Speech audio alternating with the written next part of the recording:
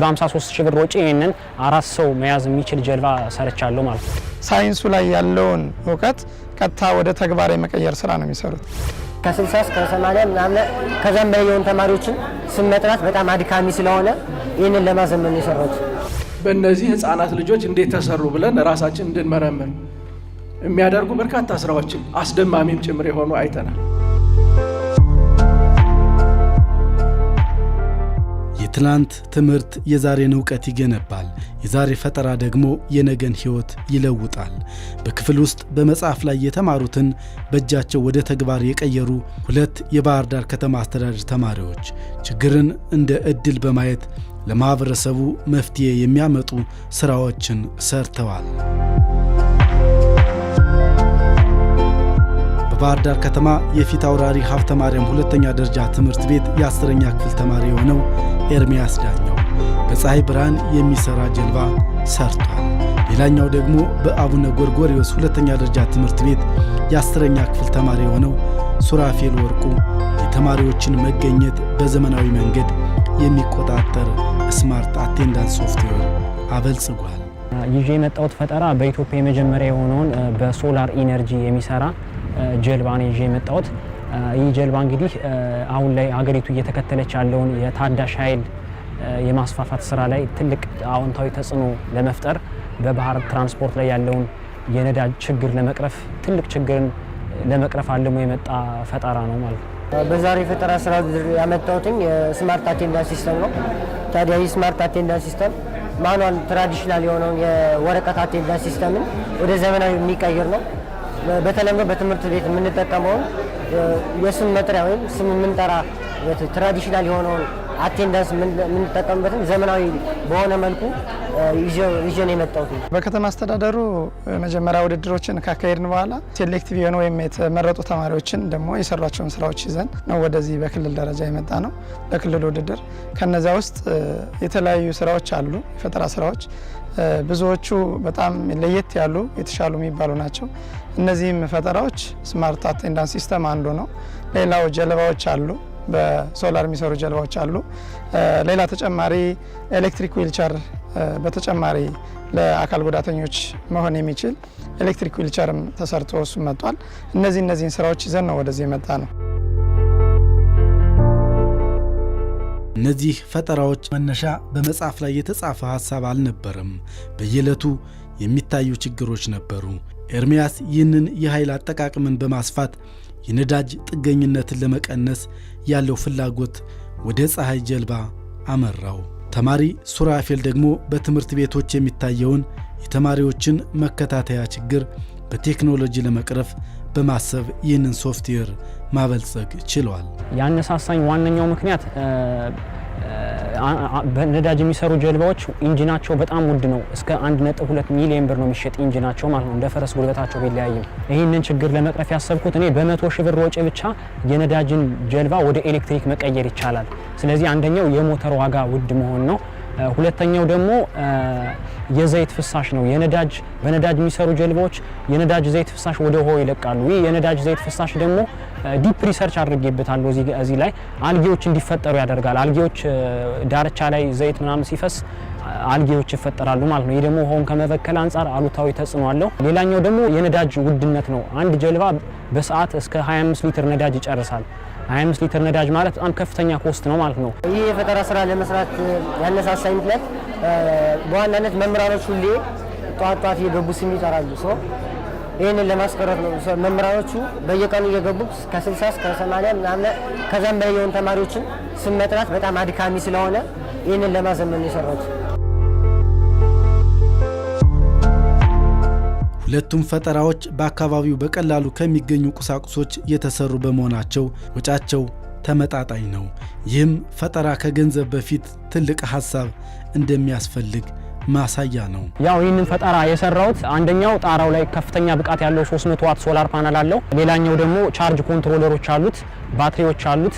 እንዲሁም ደግሞ ፍራክሽናል ሞተር ከአካባቢ በወደቀ ሩብ የፈረስ ጉልበት ያለው ሞተር ተጠቅሜ ፕሮፔለሩንም በራሴ ነው የሰራሁት። ውድ ስለሆነ በራሴ ፕሮፔለሩን መቅዘፊያውን በራሴ መንገድ ነው የሰራሁት። እንዲሁም ደግሞ ላሜራዎችን ተጠቅሜ ያለው የብረት ስኬሌተኖችንም ተጠቅሜ ያለው ማለት ነው። ኮስቱ በጣም ሎው ነው። 53 ሺህ ብር ነው ያወጣሁት። እነዛኞቹ በጣም ውድ ናቸው። ከኢንጂናቸው ውጭ ራሱ በጣም በሚሊዮን ነው የሚሸጡት። ከኢንጂናቸው ጋር ደግሞ በጣም ውድ ናቸው ማለት ነው። እኔ በ53 ሺህ ብር ወጪ ይሄንን 4 ሰው መያዝ የሚችል ጀልባ ሰርቻለሁ ማለት ነው። ይሄን ለመስራት የተጠቀምኩት ፍሮንት ኤንድ ላይ HTML ጃቫስክሪፕት እና CSS ተጠቅሜያለሁ። ይህ ደግሞ ዌብሳይቱ ላይ አትራክቲቭ እንዲሆንና ዩዘር ኢንተርፌስ እንዲኖረው ነው። እንዲሁም ዳታዎችን ስቶር ለማድረግ የSQL ተጠቅሜያለሁ።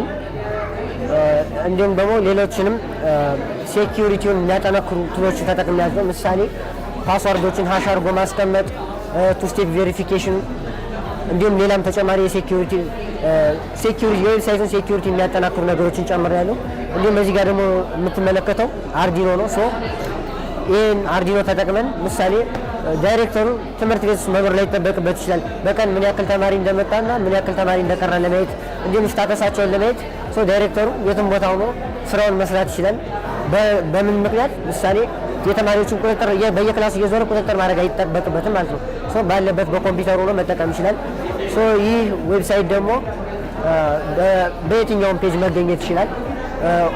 ኦልሬዲ ዲፕሎይ የተደረገ ሳይት ስለሆነ ጀስት ኢፍ ዳይሬክተር ራሱ ፒሲውን ቢረሳ ወይም የሆነ ነገር ቢረሳ የትም ቦታ ዞ ማግኘትና መጠቀም ይችላል።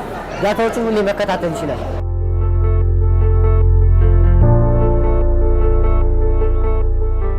በባህር ዳር ከተማ አስተዳደር የፈጠራ ስራ የሰሩ ተማሪዎች አስተባባሪ መምህር ዋለዳኛው እንደሚሉት እነዚህ ፈጠራዎች ተማሪዎች በክፍል ውስጥ በንድፈ ሐሳብ የተማሩትን ወደ ተግባር በመቀየር ረገድ የሚበረታቱ ጥሩ ጅማሮች ስለመሆናቸው ይናገራሉ። በትምህርት ቤት እየተሰሩ ያሉ ስራዎች በአብዛኛው በክበብ ታቅፈው ነው የሚሰሩት። ግን ክበቡ የሳይንስና ቴክኖሎጂ ክበብ በሚባል በዛ ክበብ ውስጥ ታቅፈው ነው ልጆች እየሰሩ ያሉት።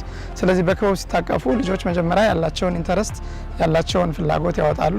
ከዛ በኋላ ደግሞ ሳይንሱን አብረው ኢንቴግሬት አድርገው ነው የሚሰሩት እና ሳይንሱ ላይ ያለውን እውቀት ቀጥታ ወደ ተግባር የመቀየር ስራ ነው የሚሰሩት። በዚህ አማካኝነት የፈጠራ ስራዎቻቸው ለማህበረሰቡ ተደራሽ መሆን በሚችል ዝም ብሎ ፈጠራ ሳይሆን ፈጠራው ማህበረሰቡ ላይ ገብቶ አገልግሎት መስጠት የሚችል መሆን መቻል አለበት እና ያንን ታሳቢ የተደረገ የፈጠራ ስራ ነው እንዲሰሩ የሚታገዙ።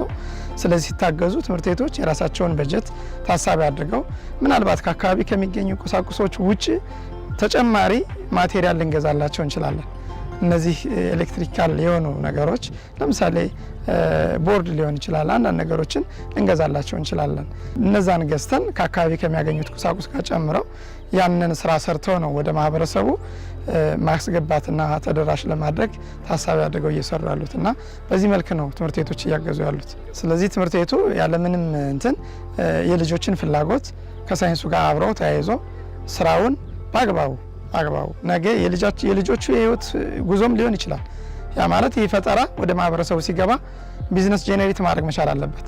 ዝም ብሎ አይደለም፣ የልጆችን ህይወት የሚቀይር መሆን መቻል አለበት እና ያንን ተደርጎ ነው ታሳቢ ተደርጎ እየተሰራ ያለው። በዚህ አማካኝነት ልጆች ሳይንሱን ነው ወደዛ በቀጥታ እየቀየሩት ያለው። ከትምህርቱ ጋር የሚያያዘውም ለዚህ ነው።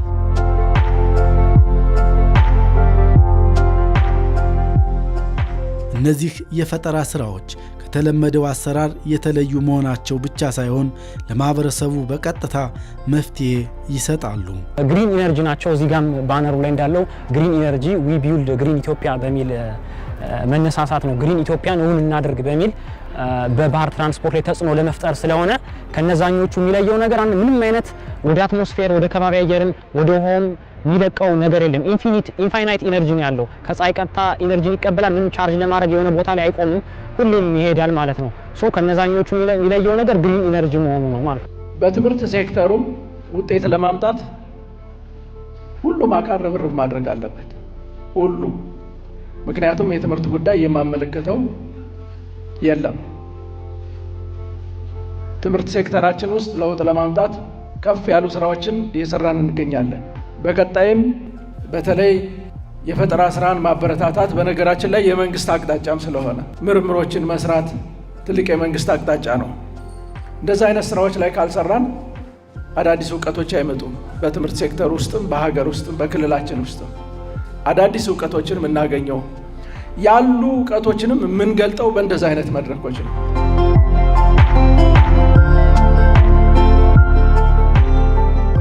የተማሪዎቹ የፈጠራ ስራ የማህበረሰቡን ችግር በመፍታት ረገድም የማይተካ ሚና አላቸው። ይሄ ግን ምንም አይነት ነዳጅ አይፈልግም። ጣራው ላይ የተገጠመ ከፍተኛ ብቃት ያለው ሶላር አለው። ያ ሶላር ከፀሐይ ብርሃንን ተቀብሎ ለባትሪው በቻርጅ ኮንትሮለሩ አማካኝነት ወደ ባትሪው ይልከውና ከዛ በኋላ በተለያዩ ኢንቨርተሮች በኩል ያልፍና ወደ ሞተሩ ይላካል ማለት ነው። ይህንን የነዳጅ ችግር በከፍተኛ ሁኔታ የቀረፈ ዘመናዊ ቴክኖሎጂ ነው ማለት ነው። ሌላኛው ደግሞ የድምጽ ችግር ነው። ይሄ ጀልባ ምንም አይነት ድምጽ የለውም። ከዛኛው አንፃር ድምጹ ዝቅ ያለ ነው። ይሄ ድምጹ ዝቅ በሚልበት ሰዓት ደግሞ ለአሳ ማጥመድ ስራ በጣም ጠቃሚ ነው። ምክንያቱም አሳ በምናጠምድ ሰዓት ላይ ድምጽ ካለ አሳዎች ሊበተኑ ይችላሉ ማለት ነው። ስለዚህ ያንን ችግር በከፍተኛ ሁኔታ ቀርፏል። ይሄ ነገር ከኖረ ዳታዎቹ አይጠፉም። ምሳሌ የትምህርት ቤት አቴንዳንስ ነው።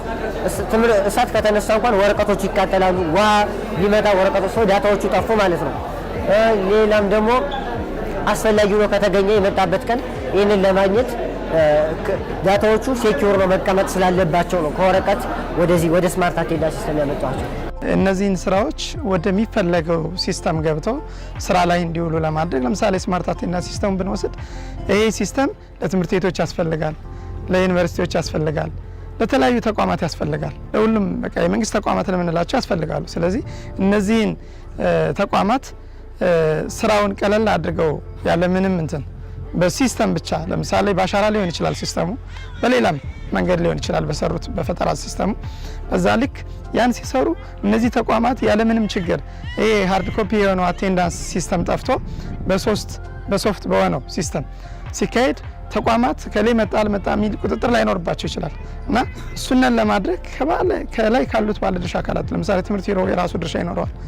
ይህንን ወደ ሲስተም ለመቀየር ልጆቹን አበረታቶ ሲስተሙ ተሰርቶ ወደ የተቋማት እንዲወርድ መምሪያው የራሱ የከተማ አስተዳደሩ የራሱ ሲስተሙን አፕዴት የማድረግ የማገዝ እነዚህ ሁሉ ከታች ትምህርት ቤቶች የራሳቸውን ስራ ሰርተው ወደዚህ አድርሰውታል። ከዚህ በኋላ ግን የተሻለ ጄኔሬት ሊደረግ የሚችል ኢንካም ሊኖር ይችላልና ያን ኢንካም አጋዥ ሆኖ በመቅረብ ተቋሙ የተለያዩ ተቋም በተለይ በተዋረድ ያለው የትምህርት ቢሮ ተቋም ይህንን ስራ ሰርቶ አስፈላጊውን ነገር ማድረግ መቻል አለበትና ስራው ያለ ምንም ችግር ሳይቆራረጥ አግባቡ ተግባር ላይ መዋል መቻል አለበትና እሱን ለማድረግ ግን የግድ ምን ያስፈልጋል?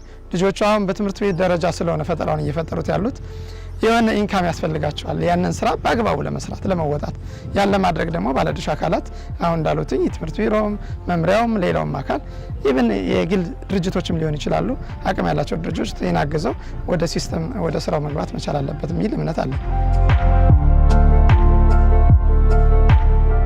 ኤርሚያስ ዳኛውና ሱራፌል ወርቁ ፈጠራዎቻቸውን ወደ ተግባራዊ ስራ ለማሻገርና የበለጠ ለማሻሻል በትጋት እየሰሩ ነው።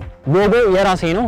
ብሉ ናይል ኤሌክትሪክ ቦት ሶሉሽን በሚል በአፍሪካ የመጀመሪያውን ካምፓኒ ለመክፈት ነው ሀሳቤ ማለት ነው እና ኢትዮጵያ ውስጥ ከ20 በላይ ሀይቆች ስላሉ በነዛ ዲስትሪቢዩት ለማድረግ ለማሰራጨት አስብ ያለውኝ መጀመሪያ ባህር ዳር ላይ ፕሮቶታይፕ ከሰራው በኋላ አሉ የሚባሉ ቦታዎች ላይ ትልልቅ ሀይቆች ላይ ሐዋሳ ሀይቅ ቢሾፍቱ ላይ ወስጄ ትልልቅ ፕሮቶታይፕ ሰርቼ ሰዎች በርካሽ ዋጋ እንዲዝናኑ ሪሰርች እንዲሰሩ ለማሪታይም ኢንጂነሪንጎች ትልቅ ችግርን ለመቅረፍ አስቤ ነው ማለት ነው። ይሄንን ሎጎም ዲዛይን ያደረኩት ብሉ ናይል ብዬ ማለት ነው። 2020 1 2 3 የሚሆኑ ጀልባዎችን ፕሮቶታይፕ ሰርቼ ወደ ስራ ይገባሉ። ይህም ያው ይሰራል፣ ወንበር አልተገጠመለትም እንጂ ይሰራል።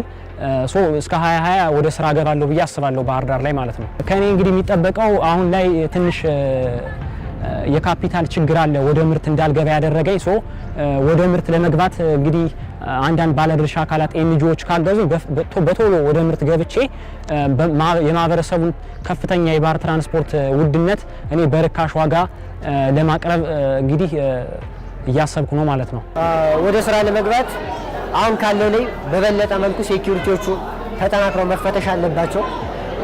እንዲሁም ደግሞ ሌላም ይሄ የምታዩት አሁን የምንጠቀመው ፍሪ ፕላን ስለሆነ ዳታዎችን ሴቭ ለማድረግ አፕግሬድ የሆኑ ፕላኖችን መግዛት አለብን። በሳይበር ሴኩሪቲ ባለሙያዎች ቼክ መደረግ አለበት ሳይቱ ጠንካራ መሆኑን ማለት ነው። ይሄ ከተደረገ ቀጥታ ወደ ስራ መግባት ይችላል። አሁን የፈጠራ ስራዎች በየጊዜው ይመጣሉ። እነዚህ የፈጠራ ስራዎች ከውድድር ያለፈ ብዙ ነገር እያየን አይደለም። አሁን እኛ ጋር ያለው ችግር ለውድድር ይቀርባሉ፣ ከውድድር በኋላ ፌል ያደርጋል። ልጆች የያዙትን አይዲያ ወይም የያዙትን ሀሳብ እስከ መጨረሻው ድረስ እንዲሄዱ ይፈለጋል። ይህንን ለማድረግ ደግሞ ተቋማት ይህንን ውድድር ላይ የቀረቡ ስራዎችን በማየት አግዘው ደግፈው የራሳቸው የሆነ ተቋም እንዲመሰርቱ ማድረግ መቻል አለባቸው።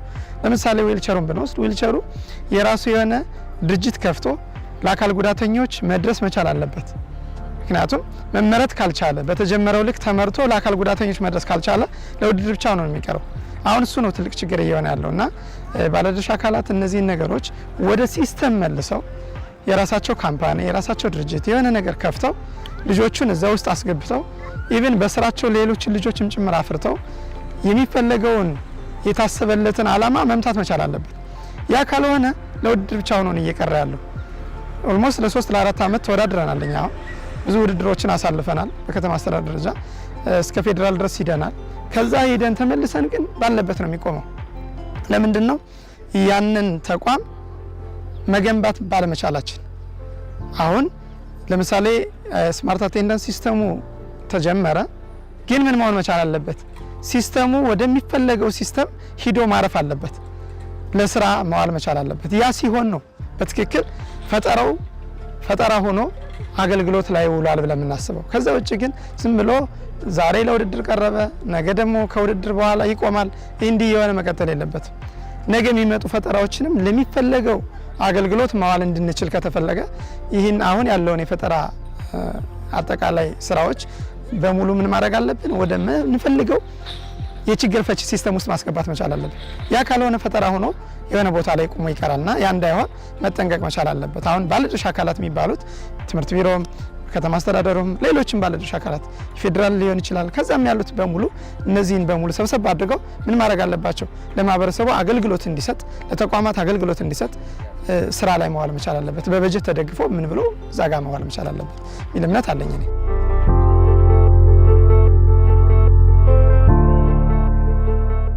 የአማራ ክልል ትምህርት ቢሮ ኃላፊ አቶ ጥላሁን ወርቅነህ እንደሚገልጹት እንደነዚህ ያሉ ፈጠራዎችን ማበረታታት፣ መደገፍና ወደ ስራ እንዲገቡ ማድረግ የትምህርት ዘርፉ ቀጣይ ትኩረት እንዲሰጠው አድርጓል ይላሉ። በጣም በርካታ አንዳንዶቹ በተማሪ አቅም እንዴት ሊሰሩ ቻሉ ብለንም ጭምር ራሳችን እንድንጠይቅ፣ በእነዚህ ህፃናት ልጆች እንዴት ተሰሩ ብለን ራሳችን እንድንመረምር የሚያደርጉ በርካታ ስራዎችን አስደማሚም ጭምር የሆኑ አይተናል። ከዚህ ምንማረው እነዚህ ልጆቻችንን እንግዲህ እድሉን አግኝተው እዚህ የመጡ ልጆቻችንን እዚህ ስላገኘን ነው እንጂ እድሉን ያላገኙ ደግሞ በየቤቱ በጣም ትላልቅ ክህሎት ያላቸው፣ እውቀት ያላቸው፣ የፈጠራ ችሎታ ያላቸው፣ ዝንባሌው ያላቸው ደግሞ በርካታ ወጣቶች በክልላችን እንዳሉ ይታወቃል። ስለዚህ በተወሰነ ደረጃ ይህን ዘርፍ መደገፍ ከተቻለ ከዚህ በላይ ለክልልም ለሀገርም ለዓለምም የሚጠቅም ጭንቅላት ያላቸው ችሎታ ያላቸው ወጣቶች እየመጡ እንደሆነ ያረጋገጥንበት መድረክ ነው። ዛሬ በተማሪዎች እጅ የተሰሩት እነዚህ ስራዎች ነገ የኢትዮጵያን የፈጠራ ታሪክ የሚጽፉ የተስፋ ብርሃኖች መሆናቸውን አመላካች ናቸው። የትምህርት ሴክተሩ ከፍታ የሚረጋገጠው በእንደዚህ አይነት ፕራክቲካል ስራዎች ስለሆነ ይህንን ለወደፊቱ 2019 በጀትን ዓመትን ጨምሮ በበጀትም ጭምር በደንብ አስደግፈን የበለጠ የሚቀርበውንም ቁጥር የመጨመር በኳንቲቲም ደረጃ ጭምር ብዙ ባየን ቁጥር ብዙ የማግኘት ብዙ ኳሊቲ የማግኘት ድላችን እየሰፋ ስለሚሄድ በኬፒአይም ጭምር አስቀምጠን የምንሰራበት መሆኑን በዚህ አጋጣሚ ለማረጋገጥ ነው።